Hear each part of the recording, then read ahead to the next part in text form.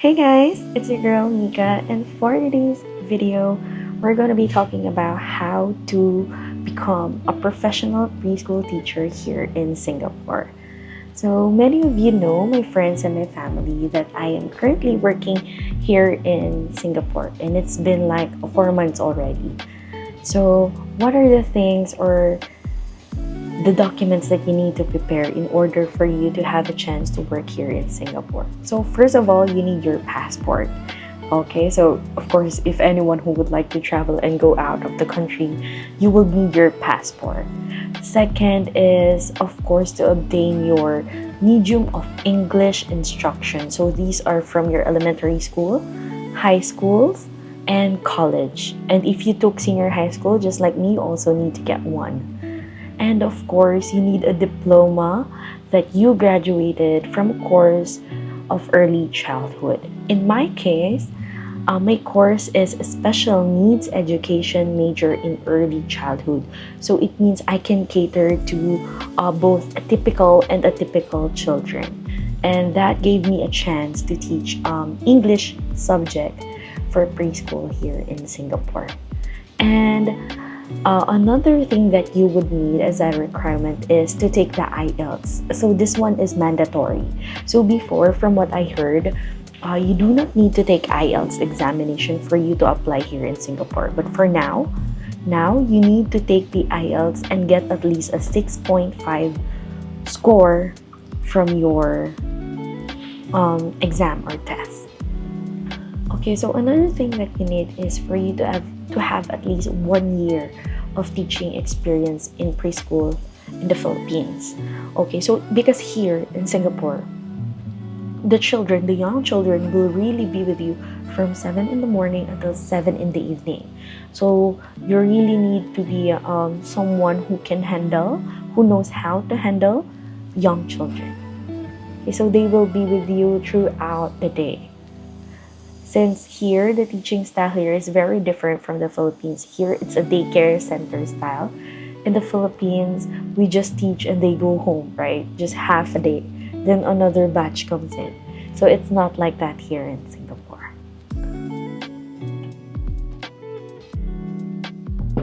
So how did you apply? Actually, guys, I did not apply for any site, any school. No, I did not. I just made an account in the workabroad.ph site. Okay, so I made a resume, a curriculum vitae there, and hoping to see an opening for preschool teachers in Japan. So once I saw that one, I tried applying too.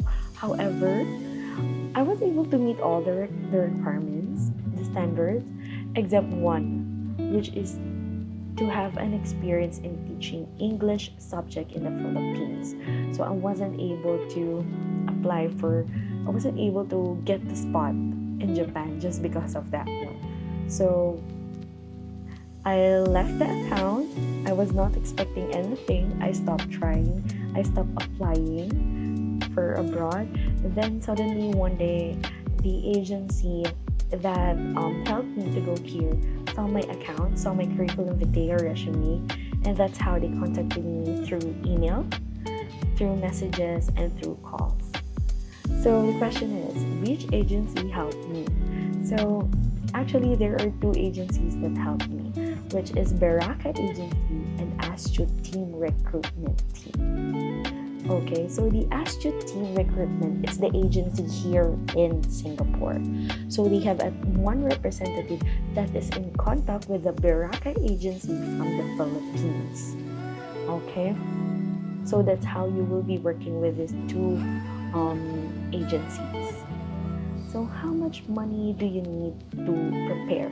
Actually, it depends.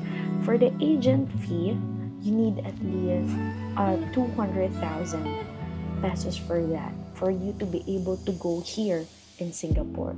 So that includes your ticket, your agency fee, and a little bit of extra money for you to buy the things that you might need or the things that you might want to buy before you go here in Singapore. So the other question is, do you need to also pay to the agency in Singapore since you are working with two agency? The answer is yes. But the agency here in Singapore, you will pay it once you get your whole salary, your first month of whole salary. So let's say like me, I came around in the middle of May. So I started working May 20. So then at the end of the May, I was able to get my salary, but I do not need to pay the agency yet. Why? Because it's not yet my whole month salary. So the next month, June, July, you need to pay half of your salary to the agency. Okay? So you need to pay a one whole amount of your salary to the agency, which are divided into 2 months so that it will not that be heavy. So for you to be able to pay your rent, buy your groceries, and the things that you need. Okay, so let's say the offer to you is around 3,000 Singaporean dollars.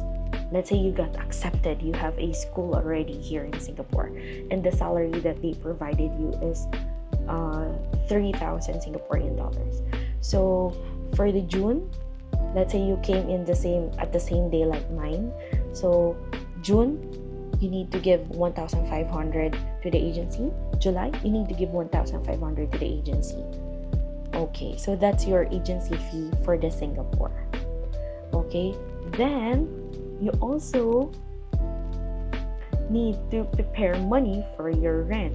So one of the questions that I get often is, will be the rent provided by the agency or the school? The answer is no.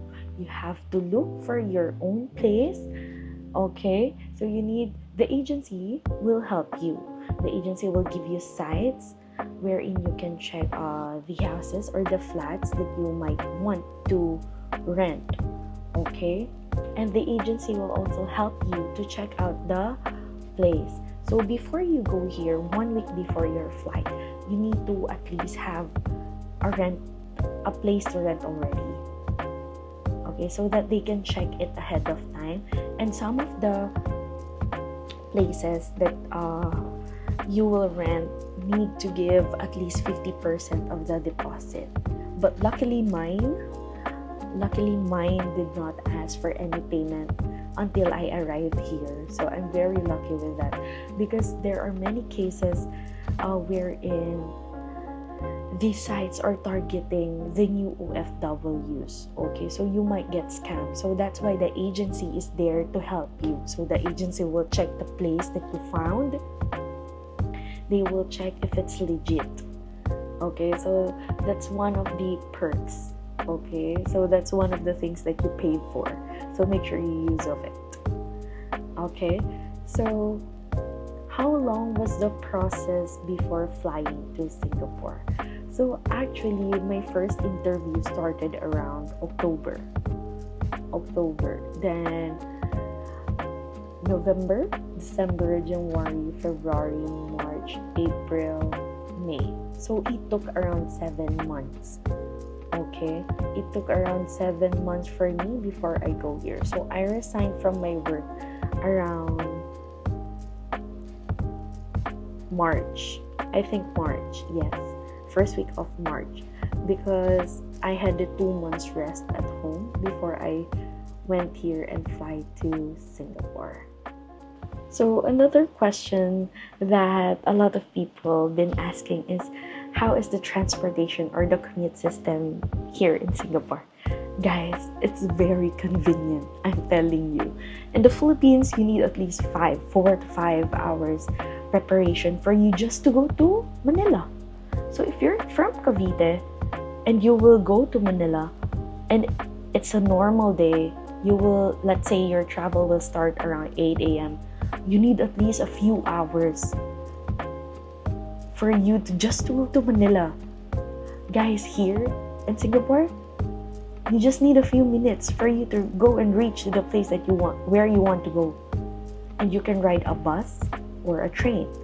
And there are applications actually, guys, that you can download from your App Store, where you can see the arrival of the bus, of the train, which bus number that you need to ride. So let's say this one. I have here the Move It app. So I use the Move It app.